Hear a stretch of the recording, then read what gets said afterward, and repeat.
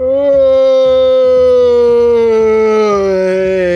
guys, awesome swag80 here, and today on this movie review, we're gonna throw it back. We're gonna have a throwback movie back to um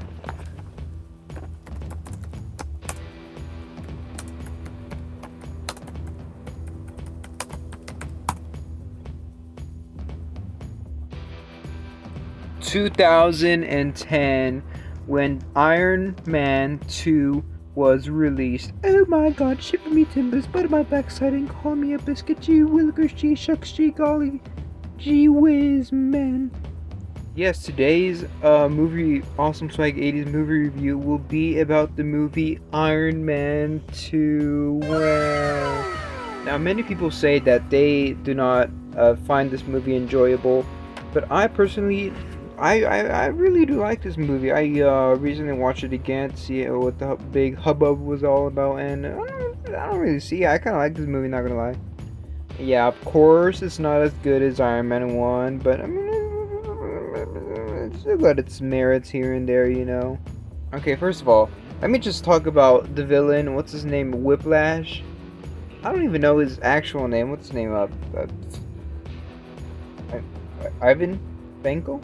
Ivan Vanko, I think. I don't know, or something like that. He, I mean, he was a good villain. He was so his final fight scene in the end with Iron Man and War Machine. That was it. It was so short. He didn't even feel like a real menace to society. He just like you know, with his whips and everything.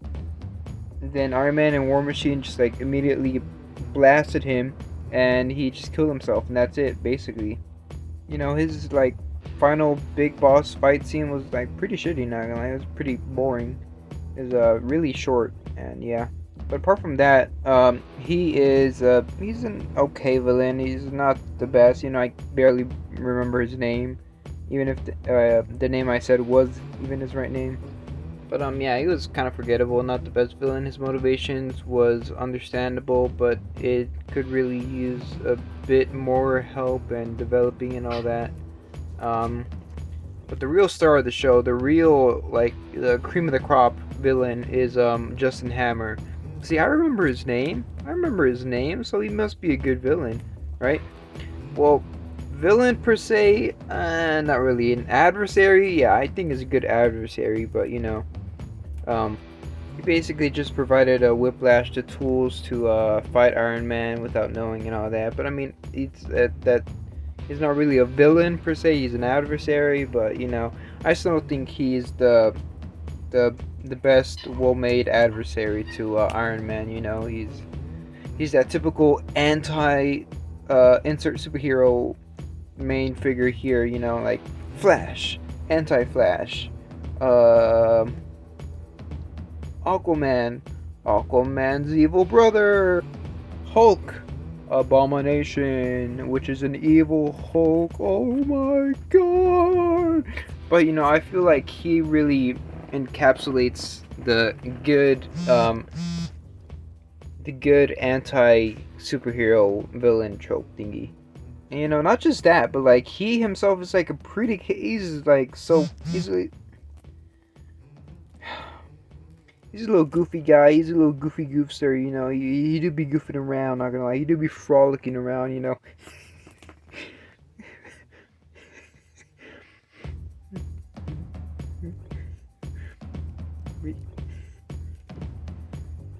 he do be frolicking around, not gonna lie.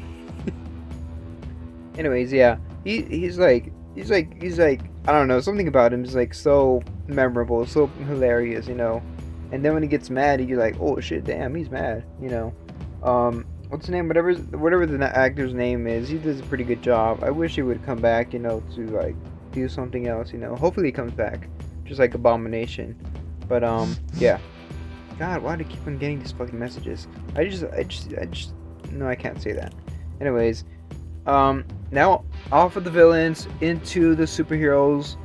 We got Iron Man, and yes, I do mean superheroes because there are multiple superheroes in this movie. Why did I do that? I don't know. Iron Man, of course, the star of the show. I like him. I like how they used the Iron Man suit and like his risk of death to like symbolize the alcohol abuse and everything with him like using his Iron Man suit and all his power to be like, oh yeah, I'm invincible, I can do whatever I want, but knowing that he's gonna die. And that little death subplot not subplot, is that a subplot? Or is that I don't know. Anyways, that's pretty cool. It's pretty interesting to see what Iron Man, a man with ego, narcissistic, and power and money, and that giant fucking Iron Man suit that could end wars, would do with all that, and that symbolizes his alcohol abuse, which they couldn't do because yeah. But yeah, I think Iron Man here in this movie is a pretty good like next level, like upgrade to the Iron Man from the end of Iron Man 1. It's a good the first movie is where you start off, and then the second movie you build upon the first movie, right? So I feel like Iron Man 2, the Iron Man from Iron Man 2 is a good build off of the Iron Man from the end of Iron Man 1. That's what I'm trying to say. And then Colonel James Rhodes, aka War Machine, played by Don Cheadle. I feel like Don Cheadle plays a good I feel like Don Cheadle plays a good War Machine, a good Colonel James Rhodes with a stern attitude, but is still caring about his friend. And when he was like going into this little basement thingy, and he saw Iron Man was like dying in his car and everything, and you could see that he did like kind of care about him. And then when they fought, that action scene was pretty cool. But all in all, he's fine. He's okay. He's not the, like, oh my god, shiver me timbers, but like he's pretty cool. He does what he gotta do. Pepper Potts, the relationship between her and Iron Man, pretty cool. Scarlett Johansson. Oh my god, I almost forgot about Scarlett Johansson. Scarlett Johansson is as Black Widow. It was pretty cool. I mean, what else do I gotta say about Scarlett Johansson as Black Widow? She is Black Widow at this point right now. But this being her introduction to the character of Black Widow, she does a really good job introducing us to who she is and what she's doing with S.H.I.E.L.D. and everything, and what's her like demeanor and how she acts, how she thinks and everything. A really good introduction to a new character. And yeah, I kind of touched upon this with the whole alcohol abuse thingy. But the story's fine with his alcohol abuse storyline, and then how the symbolism with the Iron Man suit and everything, and his father living up to the legacy of his father and making his own legacy. That's pretty cool. I think they did that well. And how he views his father and everything. And yeah, one thing I did find a little bit out there, I mean, like anybody can make an Iron Man suit with the box of scraps in the freaking cave. But like Iron Man not only finding, but his father finding the new element, but limited to his technology, and his son finding the new element. I mean, he just finds it so easally. I mean, true, his father did like lay everything out for him, but like, still, like, come on, and like, come on, you know what I mean. And also, this thing like bugs me, when the little laser thingy was like to the little triangle for his arc reactor to replace it. It showed us like it cutting through like cabinets and walls and everything, but once it got to the little arc reactor thing, there was like some cables on the side, and they showed no sign of being like cut or damaged.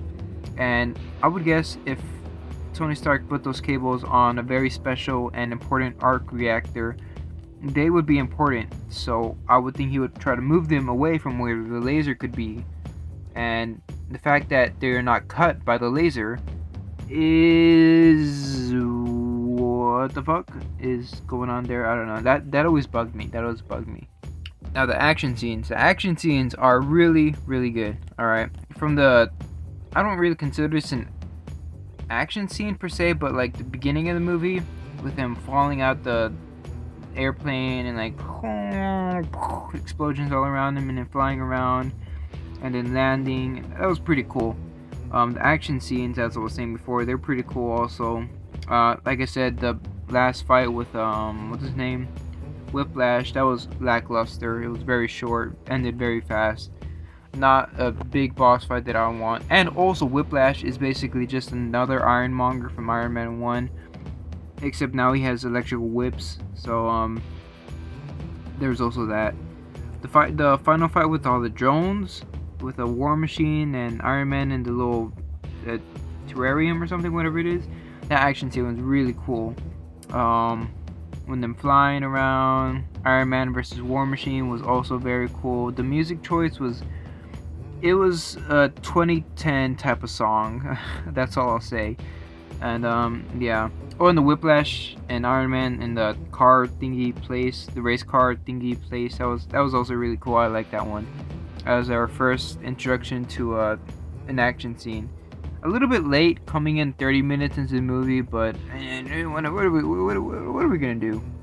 The cinematography and everything else, you know, the camera work, it's fine. It's a Iron Man movie from Marvel Studios, so I mean, it's nothing really special. It's fine. No like shots that really were like, oh my god, that's so pretty, or oh my gosh, that's so cool. It's mostly the action scenes that are like pretty cool and all that, not the cinematography and all that. It's pretty basic, it's good, you know, all that. The CGI for Iron Man 2 years after Iron Man 1, it's pretty good, and I think it's a bit better than Iron Man 1. To be fair, they didn't really have that much CGI use compared to Iron Man 2, where like Tony Stark is in his Iron Man suit all the time. True, there's a lot of practicality in the suit at that time, but you know, I would guess they have a lot more use of CGI with the action scenes and all that for Iron Man 2, and it's pretty good. It's equally as good or maybe better than Iron Man 1. And I'm pretty sure that's all I can talk about. Putting Iron Man 2 into the swagg-o-meter, I would give Iron Man 2 maybe a 76%. I give Iron Man 2 a 76%. A good sequel to Iron Man 2, Iron Man 1. And yeah. That's it for today's Awesome Swag 80s movie review. I shall see you guys later. Mandatory kiss on the cheek. Wow. Alright, see you guys later. Bye. Bye. Okay, also, I was just remembering this. What is the relationship between Iron Man and Pepper Potts? I know they're like dating and everything, but like when Scarlett Johansson came into the ring, and Tony Stark was like, I want one. And Pepper was like, no. Like, woman, he literally said right to your face, he told you to your face, I want one. As in, I want that girl. I want that girl.